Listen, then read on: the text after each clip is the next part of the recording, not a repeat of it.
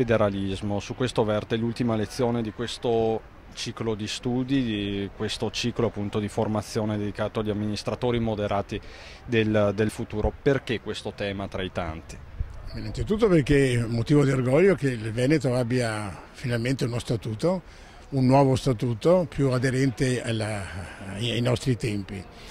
E poi perché ci sembrava opportuno chiudere questo ciclo di lezioni sul buon governo, proprio partendo dal buon governo che la Regione sta dimostrando e con lo statuto dovrà dimostrare nei prossimi anni.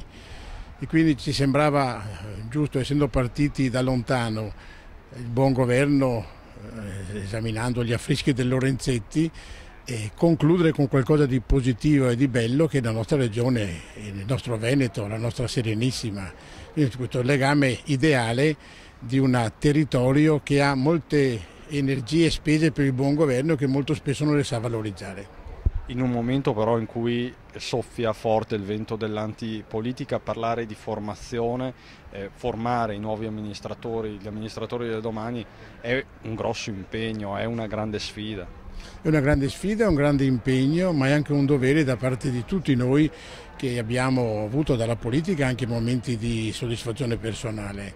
E quindi porsi l'obiettivo di creare momenti di incontro per coloro che vogliono dedicare un po' di tempo per il bene comune, per il proprio paese, per la propria città, mi sembra una cosa molto utile, ma credo che oggi la formazione politica serva anche per i cittadini che vogliono essere informati realmente sui fatti. Molto spesso noi siamo frastornati da notizie che non corrispondono pienamente al significato dei fatti che viviamo, dei momenti che viviamo. Quindi fare politica, essere informati sulla politica è un primo impegno da parte dei cittadini. Se veramente tutti i cittadini fossero formati su questi temi avremmo anche una classe politica conseguentemente molto più attenta, molto più puntuale, molto più precisa. C'è motivazione tra questi studenti, tra chi ha partecipato a questo ciclo di studio? Credo che sia una grande soddisfazione vedere che abbiamo quest'anno avuto una presenza di un'ottantina di persone, 50 persone hanno garantito la loro presenza costantemente e quindi riceveranno questa serie il diploma di partecipazione e hanno già così manifestato l'interesse per iscriversi per l'anno prossimo.